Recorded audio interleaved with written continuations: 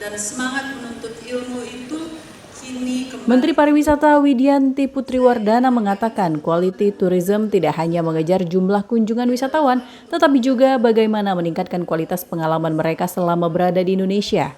Konsep ini mendorong peningkatan kualitas layanan, pengalaman wisata, dan interaksi wisatawan dengan masyarakat lokal agar lebih berkesan dan berkelanjutan. Kemenpar juga memperkuat promosi sektor pariwisata berbasis potensi lokal seperti gastronomi atau kuliner, maritim, serta wellness tourism atau wisata kebugaran. Ketiga sektor ini dinilai mampu menarik wisatawan mancanegara yang memiliki minat pada pengalaman mendalam, tinggal lebih lama, dan berbelanja lebih banyak.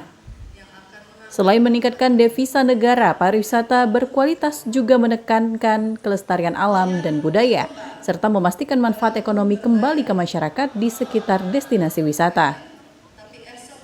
Kita ingin menyasar wisatawan-wisatawan dari luar negeri yang tentunya high quality juga, yang dimana mereka itu datang ke Indonesia lebih lama tinggalnya dan juga spend atau mengeluarkan uang lebih banyak.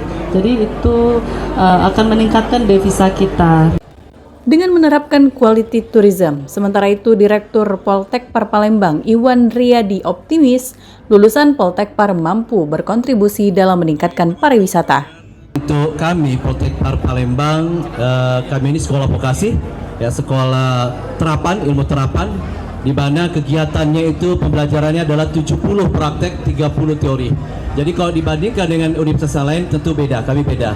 Dan alhamdulillah, kenapa kami bisa dikatakan bisa unggul dengan yang lain, itu karena kami tiap tahun itu mengalami peningkatan serapan di industri. Jadi teman-teman atau alumni ini kurang dari 3 bulan itu sudah diserap oleh industri. Nah, salah satu lagi adalah kami punya kurikulum adalah kurikulum MATP. Kurikulum ini adalah kurikulum untuk menjembatani para kami punya alumni yang pekerja-pekerja profesional pariwisata untuk bisa mendapatkan pekerjaan di wilayah ASEAN khususnya dan umumnya di luar negeri.